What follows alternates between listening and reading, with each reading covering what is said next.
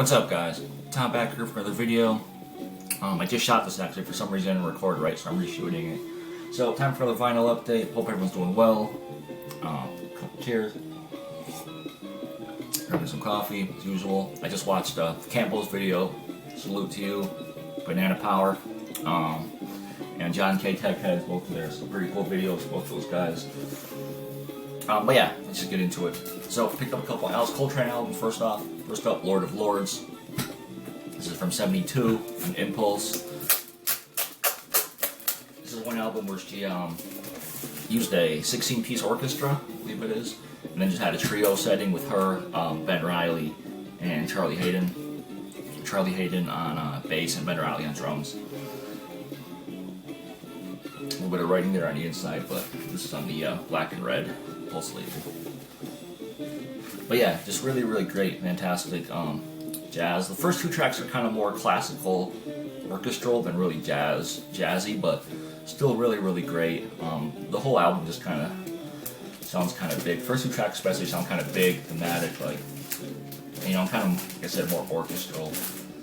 But yeah, just really great. The title track, Lord of Lords, I really enjoyed. Really nice modal, kind of Indian classical feel to it. That was really nice.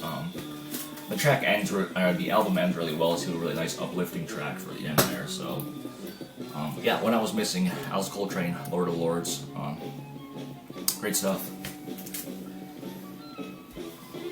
And then another one I picked up once again, Alice Coltrane, Alice with Strings, World Galaxy. This is again from 1972. Once again, if you don't like jazz with strings, you might not be into this really at all, but I think this was fantastic. You got the Peter Max artwork there. Really cool artwork, which I've always enjoyed. Thought it was done really well. Gatefold. Again, this is on the same black and red Impulse label.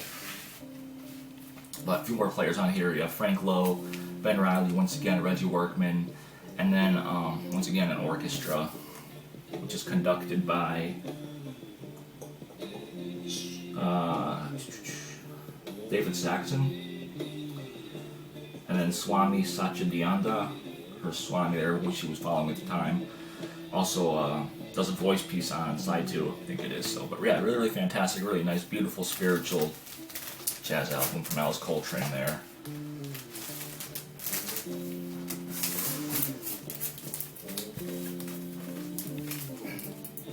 This one's definitely probably my favorite out of the two, if I had to pick one, so this would be the one that takes it.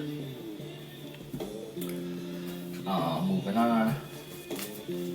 Great jazz funk album. Funk soul, I shouldn't say not really jazzy, but more funky soul. Linda Tillery, self-titled Linda Tillery on Olivia Records from '77. Yeah, it's a great funk soul album, that's what I'd say about this.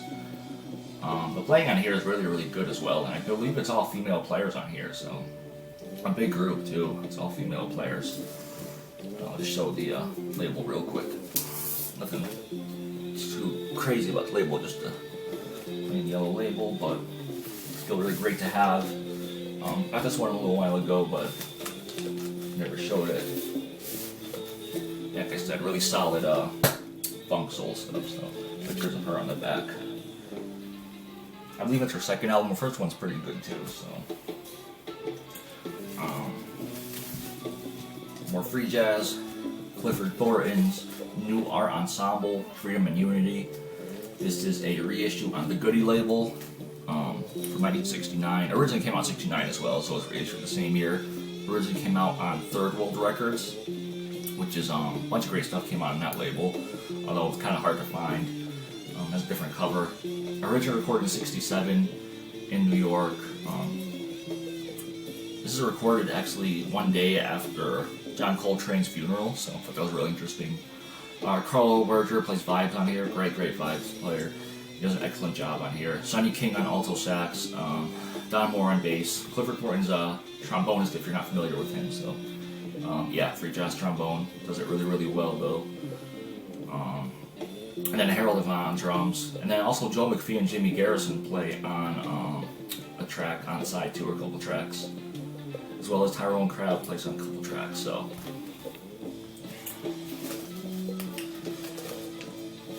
This one is definitely a little bit more affordable than the third world release. Still not like cheap. I believe it's like 20 or 30 bucks usually. Got this for a little bit cheaper than that, but it's the white label goodie. This is this label goodie is out of France. It's a French pressing, so the third world I believe is just a U.S. pressing, but like I said, hard to find. So yeah, kind of out there at times, but free jazz, really great free jazz. So this is what we're listening to in the background. Triode. It's a French instrumental, jazzy Prague psych group. As far as I know, this is their only album they ever released in 1971. The originals go for crazy money. Obviously, this is a reissue from 2015 on the Souffle Continue Records label. Originally released on Futura Records, so I guess like a combination of Futura and Souffle Continue with this. That's what the logo looks like. You can see that. But really, really great job on this. They were color pressing as well, I believe. But like I said, instrumental, jazzy, Prague psych stuff.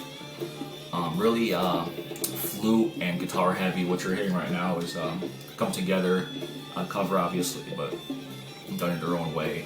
This is like the before last song. Let's hear it again at the record. It's an MP3 rip, obviously. So, but yeah, highly recommend this. Great, great stuff. This company's doing quite a few really, really great, kind of lost, harder to get psych Prague reissues, so highly recommend it. This is the type of Prague that I'm looking for. So really jazzy, instrumental stuff. So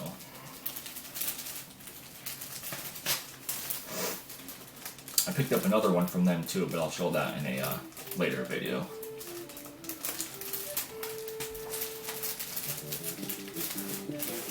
Really cool cover work on cover art on this too. So not sure if there's a glare now, but like I said, highly recommended for me. If you like what you're hearing, definitely. Like I said, heavy on the flute and fuzzy psychedelic guitars. So if that sounds like it'd be up your lane, then definitely suggest getting this. All right, and then we have a couple more Prague psych albums. This is from the Canterbury scene. Picked up both of Matching Mole's LPs. Got both these from Red Scroll. First one here, self-titled, came out. Both these came out in '72 actually. This one came out on CBS. So if you don't know Matching Mole, Robert Wyatt formed this, I guess after Soft Machine. I believe that's right. I believe the name actually Matching Mole is a play on words from the French translation of Soft Machine. It translates to Machine Mole or something, so I guess like a play on that. Kind of strange, but pretty interesting. Yeah, once again, really great jazzy prog rock. I'll leave a annotation, a sample, as always, but you have David Sinclair, Phil Miller, Robert Wyatt, and Bill McCormick. Too bad the guys only had 2 albums because it was great prog rock, so definitely glad I picked these up. Red Scroll got in a little prog collection not long ago. I picked up these and a few other things, but couldn't grab everything, unfortunately. There was some great stuff I wanted to grab, but couldn't grab all of it. And their second album, Matching Mole's Little Red Record, once again from '72. Same lineup on this one. The group disbanded after this album, unfortunately. This is on the Columbia label, it's a regular red Columbia label. That was a UK pressing, by the way. I believe this is a US pressing. But yeah, fantastic. More of the same. Great jamming on here. I think this one had more vocals, if I remember correctly. I believe it's correct. Been a little while since I listened to it, but I believe, not mixing it up, I think this is the one that had a little bit more vocals on it. Either way, it's great. Highly recommend both of them, so if you find either of them, pick them up. Alright, and then from that, moving on to some Polish jazz. This is Adam Malkowicz with Unit from 1973. The Polska Nagrania Musa label. I believe this was recorded and released in '73. Just a dual record with Czesław Bartowski on drums. Adam Makowicz plays Fender piano, Fender bass, and regular piano. I'm not sure. Yeah, so Fender piano and piano. And then Czesław Bartowski plays drums and various percussion instruments. Yeah, recorded in '73, released the same year. Really great jazz funk fusion record. But it's just great what they do as a duo. Just really, really good stuff. Definitely recommend it. Not sure how easy it'll be to find in the U.S. Most of the Polish records are all beat up, or at least the covers are, at least because they're so thin and flimsy, fortunately, but it's just how it is. But highly recommend this one. Label. Yeah, I did pick up another one with this one, another Polish recording, but I don't have it here. I'll show it next time. One of my big ones, finally found it.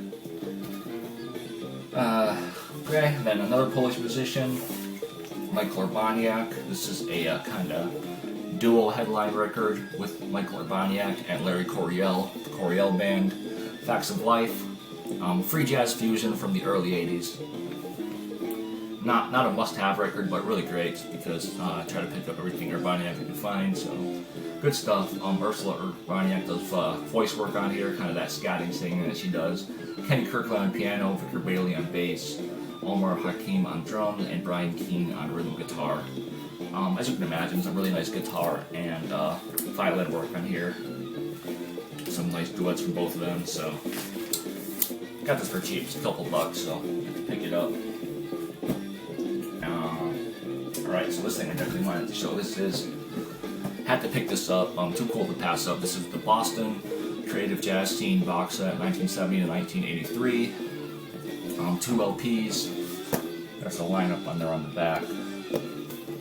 Side. So I'll read the lineup. We have Mark Harvey Group, who actually, I guess, put this together and wrote the book. Comes with an 80-page book. He wrote the book as well. Thing, have 2 tracks. The Phil Muser Group have 2 tracks. Worlds, which one of my local shops actually had a Worlds record recently, and I tried to go down there one day and check it out. I knew I probably wasn't going to be able to afford it because it was like $1,000, but I wanted to at least see it because I've never actually seen one. But it was gone already. Just put it in the mail that day. So, and then Stanton Davis's Ghetto Mysticism and Baird Hersey with Dave Liebman Year of the Year, which I know is pretty well loved in the Fraternal Order group. So, really cool lineup. I really hope maybe they do a part 2 of this or something, because I'm sure there's a lot more music that came out of the Boston jazz scene that hasn't been documented yet. Really nice printed sleeves. So.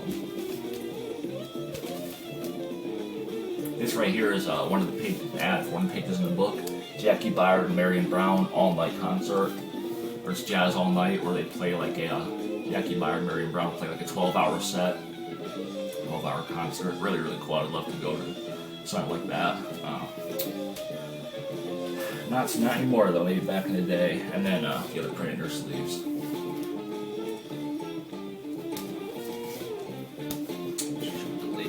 Sorry, I'm trying to rush through this, but my camera is definitely about to die. I don't know why, because I just charged the battery, but... So yeah, the label's pretty plain, but who cares? The music's fantastic. This one came on Culture of Soul Records, actually.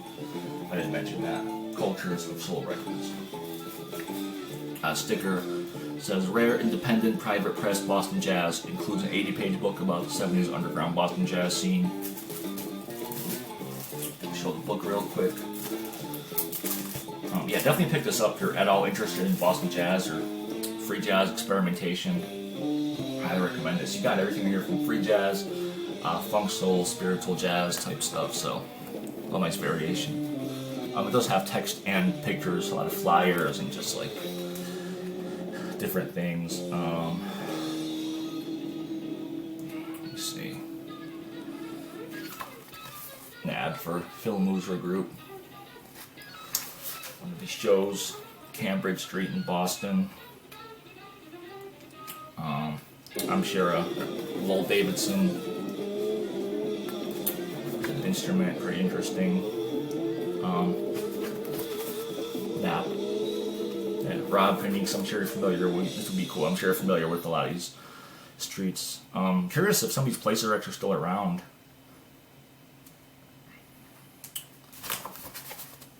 Barely was there in concert. But yeah, great stuff. Like I said, great read. I've only gotten to maybe about a quarter through it, so definitely excited to check out the rest. It starts off with just a little bit of introduction to Boston jazz, then it goes into a short piece about overall jazz, and just gets into the Boston jazz scene. So, like I said, definitely recommend it if you can find it for a decent price, which is, I think it was like about $30, maybe under $30, which was fine. I think for 2 LPs, done well. Some of the quality on the LPs isn't, fantastic, not always the best, but they are coming from private pressing, so what do you expect? It's definitely not like it's unlistenable at all.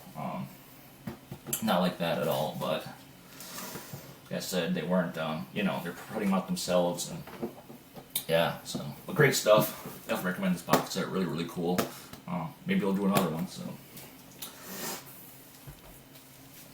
Alright, and then after that, I have a UK jazz comp.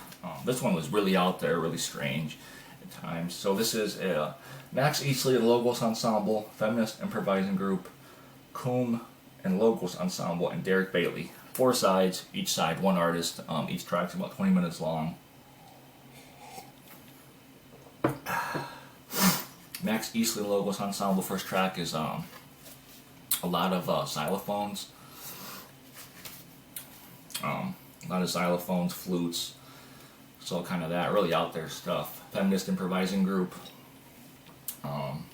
as like the name says, all female jazz group.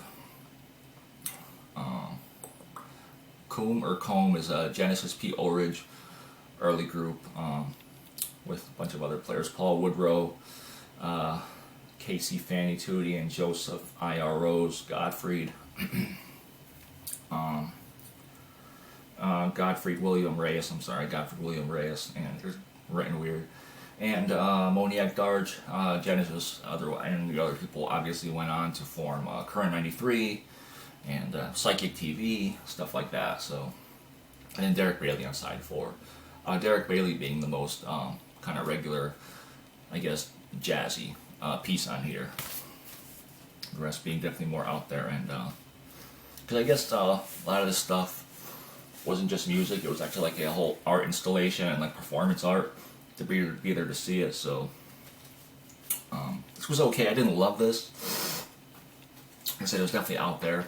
Definitely need to give it more listens. Yeah, up for trades right now if somebody's interested in it, trading for it or whatever. So it's Logos Sub Rosa, Another Evening at Logos, 1974, 79, and 81. It says record 1, so I'm assuming there's going to be a record 2 coming up, but we'll see. If anyone is interested, I'll try to leave a link if I can find it to some of the music.